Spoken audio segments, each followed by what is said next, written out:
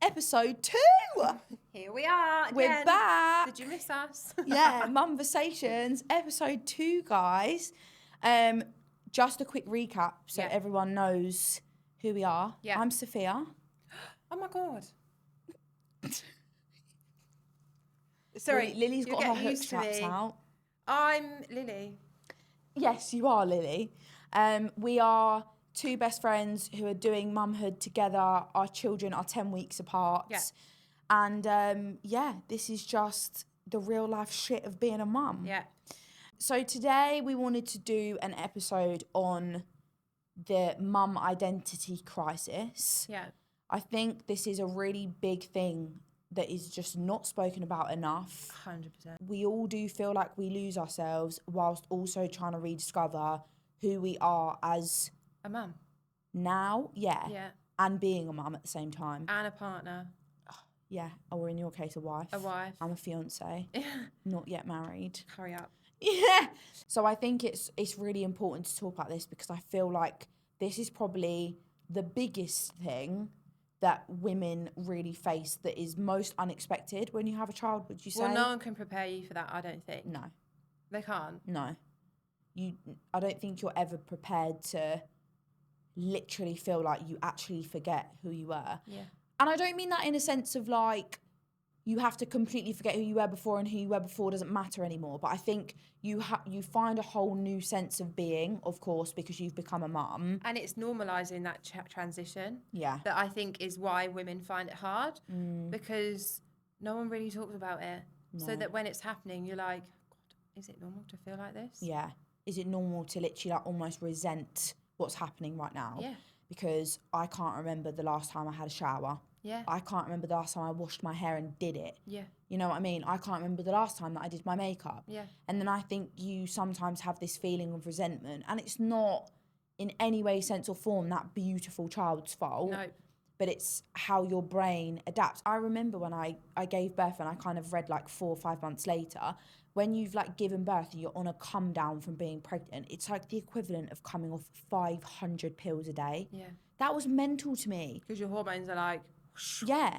And I'm sorry to all the men out there, God forbid, like not all of you are the same, but in this sense, you will never understand what that's like. No. They are on the same level all the time. Yeah. We're not. And so then for us to have that full crash, and that makes sense when you go through, I remember when Lily said to me, you were like, you're going to have this teary stage and you will just genuinely cry. And I remember sitting on the sofa with you when you first had Nelly. And I think you cried like 3 times to me in that same space of the night. I think Scott had gone out already at this point. Sorry, Scott, love you. But he'd gone out. And I remember, I think you just feeling this overwhelming sense of like, I don't know what's going on. No, like I don't even know why I'm crying. Yeah. Like I'm a mum. I'm holding a newborn baby. My partner's out right now. I'm sat on the sofa heavily pregnant. Yeah. And like, it just felt very... Yeah. It felt I strange. suppose for you, because it's like, you're not there yet. And then you had Lila, and then you had the same. Completely experienced the same thing. You just feel this overwhelming sense. Like anything got to me, anything that was said got to me. Yeah. And like, even like, just the feeling of you feel so vulnerable. Like I remember I was having to have my checkup with my midwife and my whole family-in-law were there. And I was like, I have literally got like frog leg on my sofa right now. Yeah. Who am I? Yeah. Like who even is this person? And I think you do. And like you go through all, I feel like you go through all these different emotions and some days you literally do feel like, what am I doing now? Am I just a mum? And I also think like, as we said in our first episode, like this podcast is for anyone to listen to because I think it's nice for men to hear it because 100%. they are literally sat in the corner going, the fuck is going on? Yeah. Why are you crying because your hair tie snapped? Yeah. Or why are you crying because you thought you put 5 bottles in the sterilizer and you've taken out 4? Like, it's fine. Yeah. But in our heads, we're like, but we don't feel fine. No. Absolutely. And Absolutely. then that's then, you know, you're clashing. Yeah. Because they just can't, and don't blame them. They, like you just said, they don't go through it. So the frustration of a woman to sit there going, I actually don't know why I'm crying either. So please just let me cry and just put your hand on my shoulder and give me a tissue or buy me a bit of chocolate. Yeah.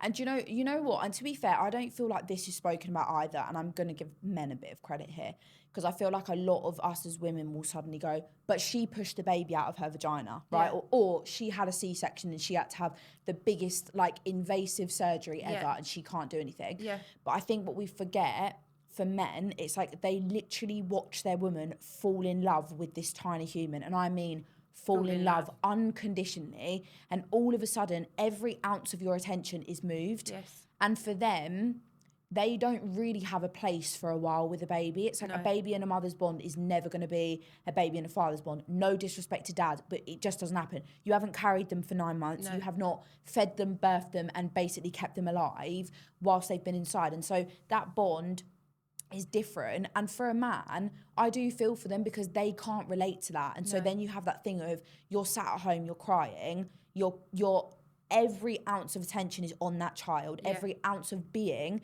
is on that child. Everything.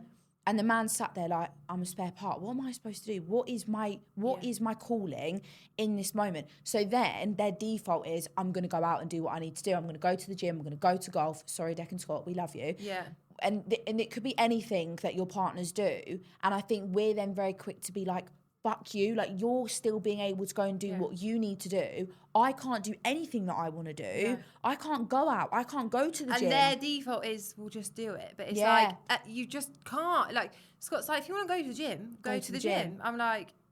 But no, it's not what I'm saying. You don't get it. You don't understand it. It's not as easy as just dropping the baby and going, well, I'm going to the gym. Because our brains don't allow us... Like... Our focus shifts, like you've just said, to the baby. So our brains as mothers, they don't even allow us to go there. So it's like, go to your hair appointment on your own. Yeah, but I just can't. It's instinctive survival, like fully. And I think, and then sometimes because the men will be like, so what are we arguing about then? If I'm telling you to go to the gym and then you're like, but I can't go to the gym. It's like, well, what is this conversation? Yeah. But that's what they don't get. And I think that is where massively, when you watching your other half continue as more so normal. Yeah. This is especially when you've only had one child. Yeah. I feel like 2 changes the game. Yeah. But 1 child is when you really suddenly go, hang on, I'm not doing what I did before. Yeah. I can't just drop anything and go anywhere. Yeah. And like when I am out, it's like when Deck used to piss me off because he used to say, you know, when you'd like go out for your first meal and you'd have a newborn and he'd be like, this is just not the same. And I'd be like, shut up. Like, stop saying that because this is our new normal. Yeah. And the more you keep saying that to me, the more I'm then like, my meals are never going to be like they used to be because I now have a tiny child that I've got panded to. Every 5 minutes, I'm eating my food cold. You know, you're sat there basically in silence with your other half most of the time because you're focusing on the baby. Yeah. But then in a way, I was like, we just absolutely need to absorb this because this is not going to be forever. No. And you forget that tiny baby, you blink and they're 16 to 18 months. You blink and they're at school. Yeah. I remember Scott and I went for, a tie for Valentine's Day, and my mum had Nelly. So Nelly was born in the January. So she must have only been like 4 weeks old. And I kid you not, we ate our food so quickly. And I remember Scott being like, just chill out, like she's fine. She's fine. My mum's texting me like, do not rush back, she is absolutely fine. Like my mum and your mum, they're like godsends when it comes to the babies. Like I genuinely don't think without you and without her I could have done it. Like I just wanted to spend all my time at my mum's. Anyway, that's another topic. But I was like shoveling this food down, and genuinely I think it was 45 minutes from the time that we left the house. I remember you texting me, eating and getting back, and I was like, where's Nelly? And mum's like, she's You literally WhatsApped me. You like, me and Scott have literally quaffed down our food. Yeah. We've been out for the best part of half an hour. Yeah. And we're now driving back already. Yeah. And like, he sat there like, just enjoy your meal. But as the mum, you're like, and at the time I was breastfeeding, so your boobs are like getting sore, you need to pump. Mm-hmm.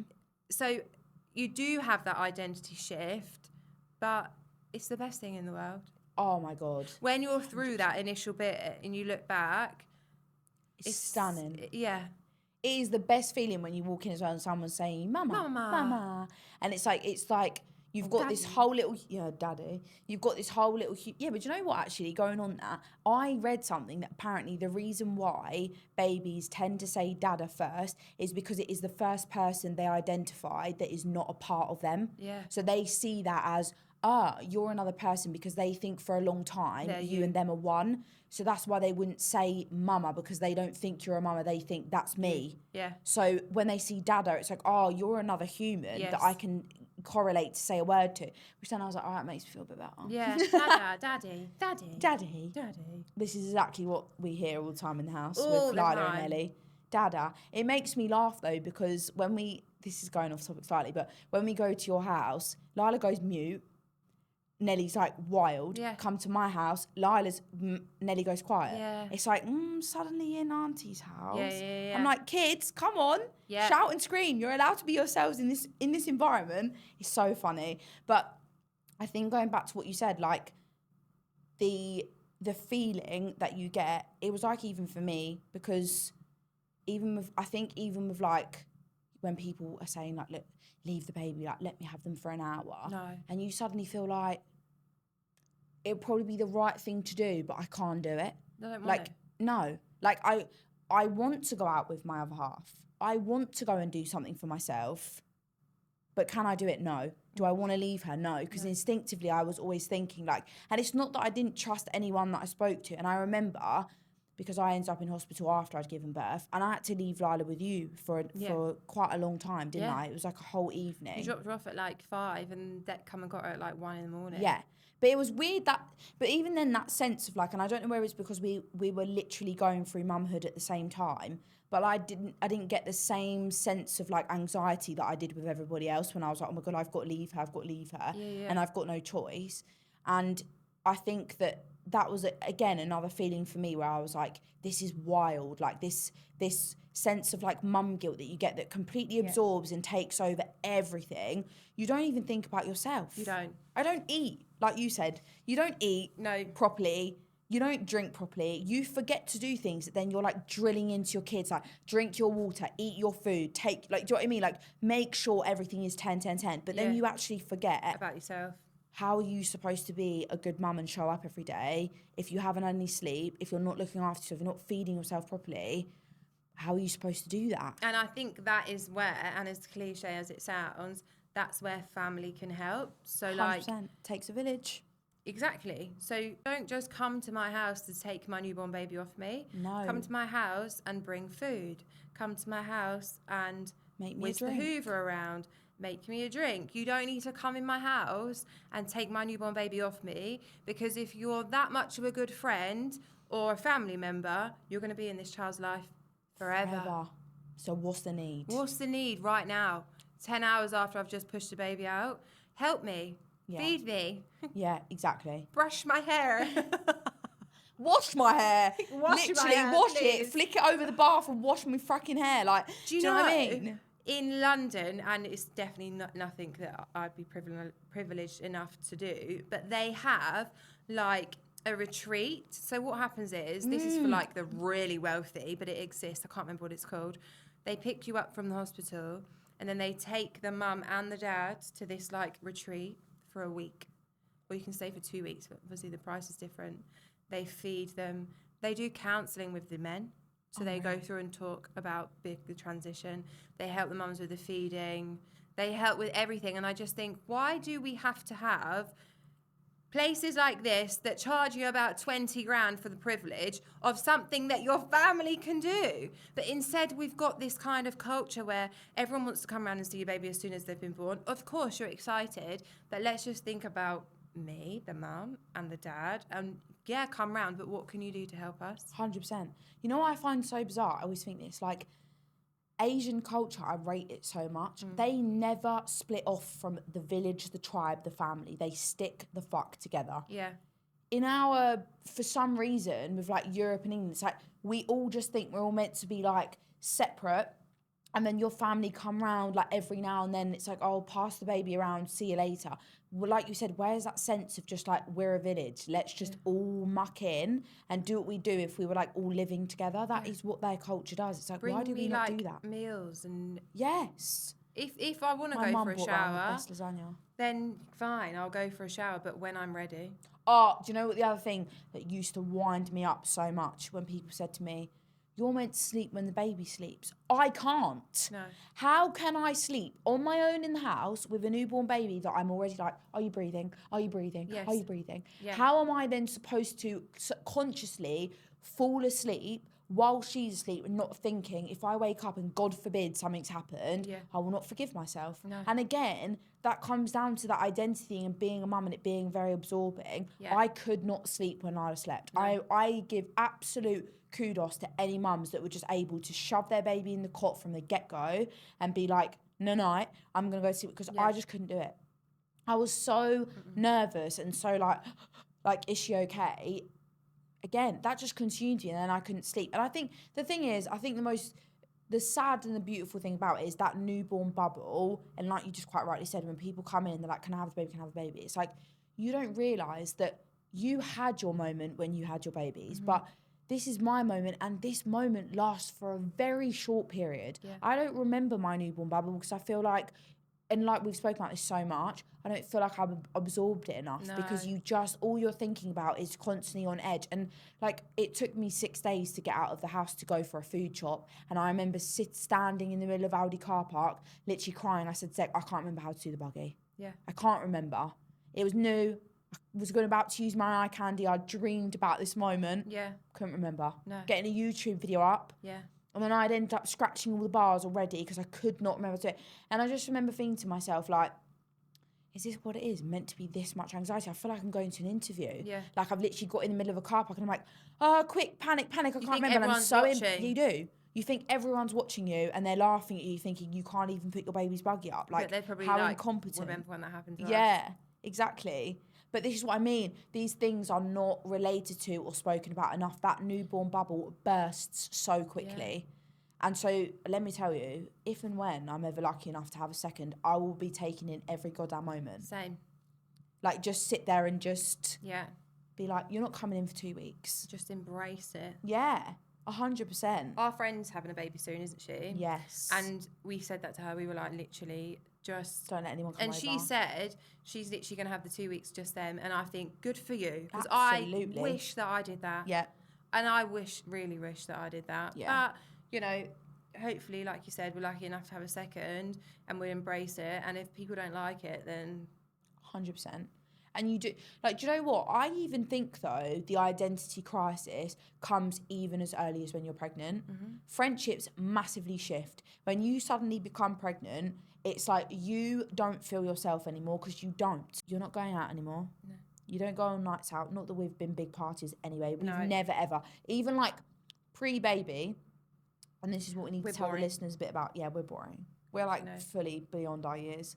But even when we were younger, like, I didn't have like a crazy time, but I think it's just like, I loved going to the gym. I loved socialising. I loved being out, like to get my nails done, you know, do my makeup sometimes, like go on nice holidays. Yeah.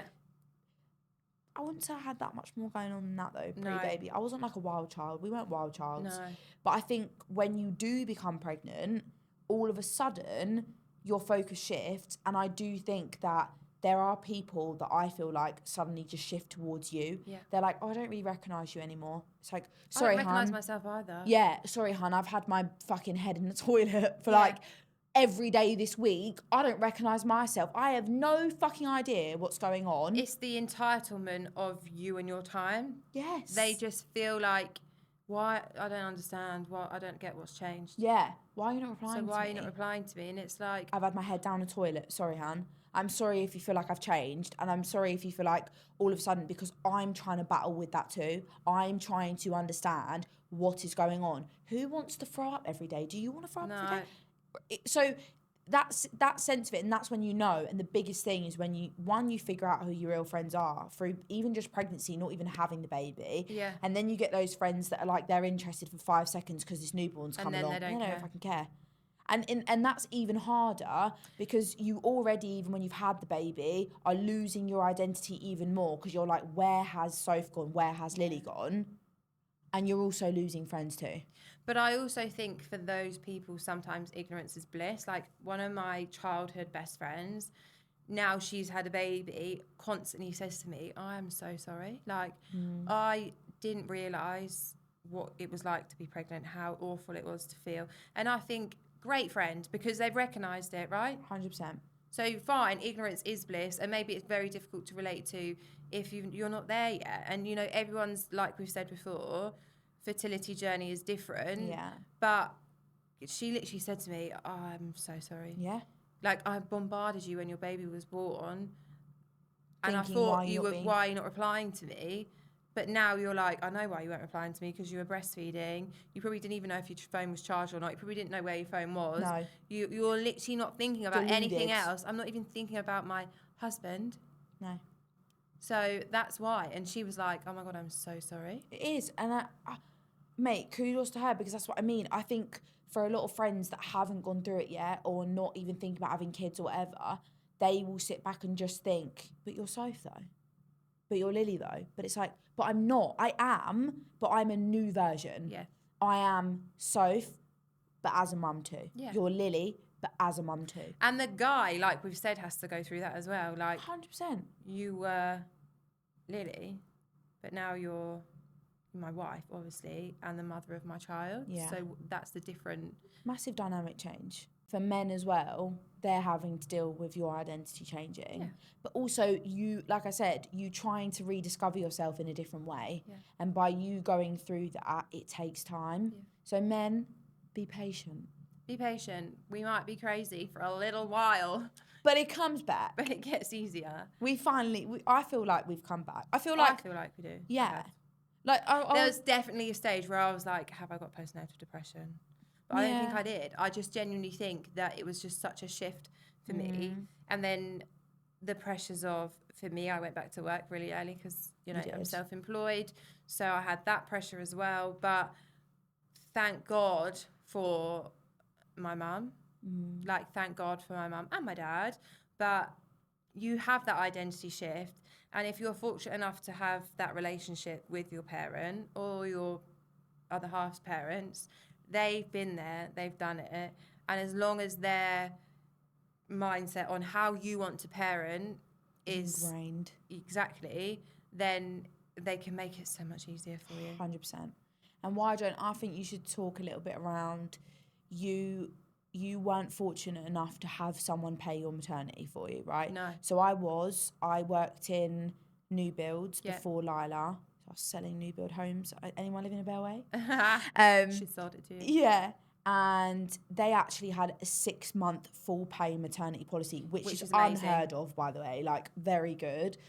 So I had the ability, I suppose, to be able to, without the stress of thinking I've got to go and make money, I was able to continue my breastfeeding journey and just kind of chill with it. I feel like you had a different experience, and that's something that I feel like listeners should hear, because there's probably quite a few people in the same situation. Yeah, so background is I'm a nurse. I left the NHS about 3 or 4 years ago, run my own business.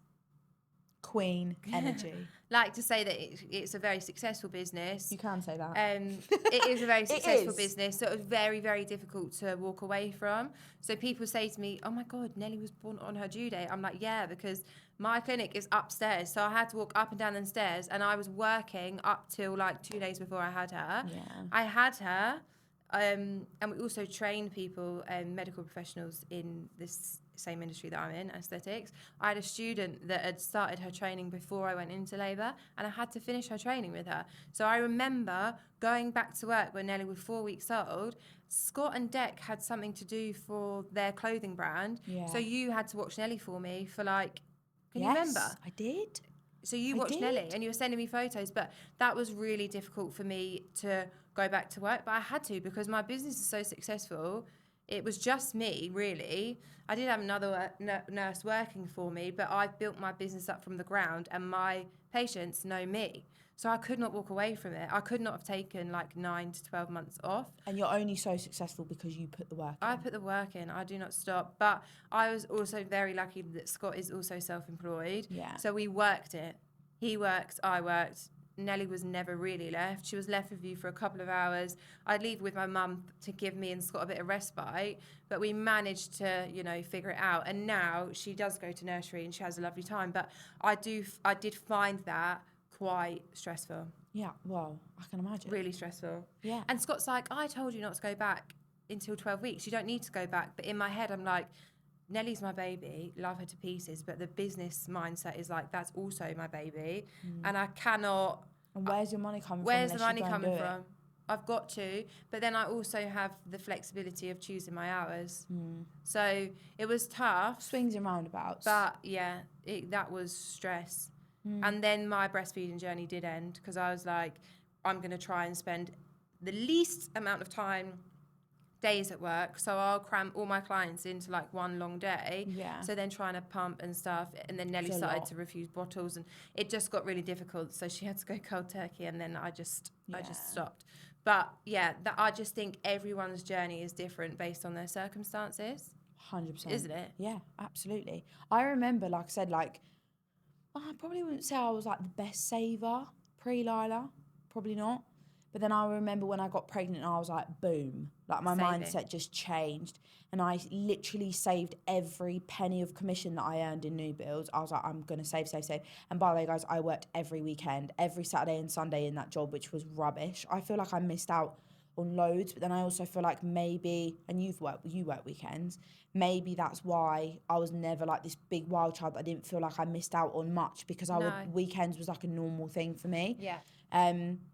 And yeah, I feel like I've just lost my train of thought. That is mum brain. That is a serious thing right now. That is mum brain. Can't remember where I was going with it, but anyway. That is the thing, by the way. You're like, where's my phone? And then Scott opens the freezer to get an ice lolly out. Where's my keys? Like, oh, your phone's in the freezer. I never used to forget things either, and now terrible. I am so forgetful. But yeah, we were going on to different. I think we were saying different circumstances, saving. Yeah. And I worked every weekend, and every single ounce of commission I saved, and I just put it away, and that really helped me because I think again when it comes to identity, like. I didn't want to have I wanted to have a year off, but I didn't want to have that other 6 months of not being paid, right? Yeah. Where you go, Deck, can I borrow £5 for a coffee? Yeah. Should I say 10 now? You don't even get fucking coffee for £5. Yeah. But like £10 to have a coffee. I wanted to have my own money to be able to take my daughter out and enjoy. And I think that's a big thing, like for women, is like relying on your partner all of a sudden to like be that main provider. Yeah. And I don't think I was ever able to feel like I could put Deck in that situation, but I feel like we've both been similar to that because you didn't just go, yeah, I probably could take the time off, I'm going to take time off, because Scott, you know, he's successful with his business too. You were like, I'm going back. I've got to go back. Also appreciating that for some people, saving is just not possible. No, absolutely.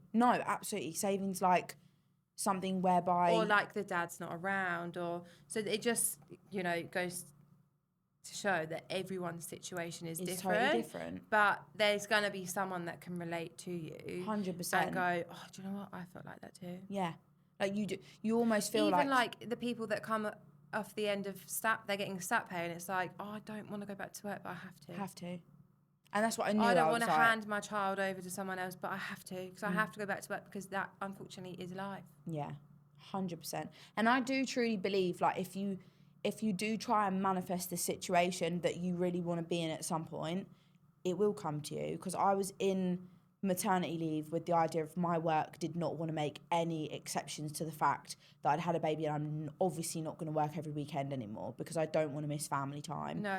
And Deck would work Monday to Friday and I would work Thursday through to Monday. And that worked really well before Lila. Yeah. But now I was like, I need to make something for myself. And I think, like I said, not everyone is fortunate enough to be able to pick and choose their situations, and I was in a situation where they weren't going to turn it around. I was like, I'm not going to have any money to go back to, and I have to go back to work. I've got a mortgage to pay. Yep. We're not in a situation where Deck can do it all on his own. I think a lot of people are not in that situation these days. It's too freaking expensive to live. It's so expensive. It's unbelievable. But yeah, and I think I was like, I've got to make this work somehow where I'm not going to be, like you said, I don't want to have to give her up 5 days a week. No. I don't. So I got a job from home eventually, but I do work full time. Yeah. Which was I expecting to do that? No. Some people are fortunate enough to go back part time. Some people are fortunate enough to not have to go back at all. Yeah. I've had to, and me and you still juggle now, being mums, working full time, we've now started the podcast. Yeah. Which is something actually whereby you can see rediscovering identity. This is rediscovering it for us because this is what we do best. Yeah. We have great chats. We're very honest and open. Yeah. And we always have very honest and open mumversations, should I say. Yeah. Which we're now able to do something we want to do. Yeah. My mother's got Lila today. Daddy's got Nelly. So it's like, you know what I mean? It's these things, rediscovering yourself. And for anyone that sort of feels like it's not possible, it is. It is so possible. And it does always get a lot better. Yeah. So if you've got any questions or any topics that you want to, discuss, throw in there, send us an email at hello@mumversations.com. Give us a follow as well on Mumversations Podcast. What are we going to talk about next week? The toddler chaos. Toddler chaos. I feel like everyone's going to want to hear this. Toddler chaos. Lila and Nelly are a bunch of fun. They're a bunch of fun. Yeah. So on that note, we'll see you next time. See you on episode 3, guys.